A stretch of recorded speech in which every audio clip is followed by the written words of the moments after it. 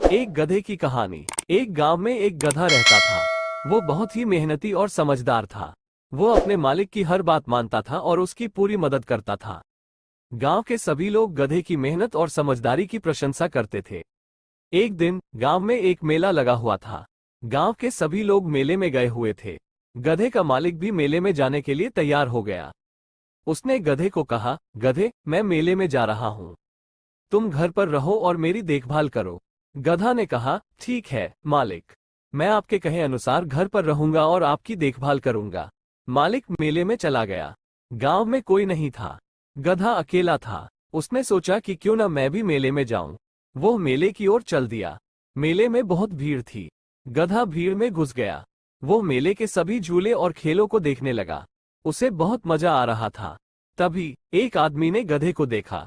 उसने सोचा कि इस गधे को मेले में लाने से मुझे बहुत पैसा मिलेगा। उसने गधे को पकड़ लिया और उसे बेचने के लिए बाजार ले गया। गधा को पता चल गया कि वो आदमी उसे बेचने जा रहा है। वो बहुत परेशान हो गया। उसने सोचा कि अब मैं अपने मालिक से कभी नहीं मिल पाऊंगा। गधा ने उस आदमी को छुड़ाने की कोशिश की।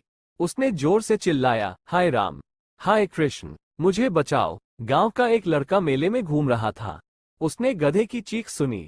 वो गधे के पास गया और उस आदमी से पूछा, तुम इस गधे को कहाँ ले जा रहे हो? आदमी ने कहा, मैं इसे बेचने जा रहा हूँ।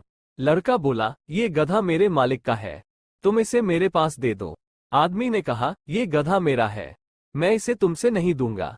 लड़का और आदमी में बहस होने लगी। तभी गांव के लोग वहां आ गए। उन्होंने लड़के की बात सुनी। उन्होंने आदमी से कहा, ये गधा इस लड़के के मालिक का है, तुम इसे उसे दे दो। आदमी को हार माननी पड़ी। उसने गधे को लड़के को दे दिया। लड़का गधे को लेकर अपने घर चला गया। उसने गधे को मालिक के पास ले जाकर कहा, मालिक, मैं आपके गधे को ढूंढ लाया हूं। मालिक बहुत खुश हुआ। उसने लड़के को धन्यवाद दिया। गधा भी अपने मालिक से मिलकर बहुत खुश हुआ।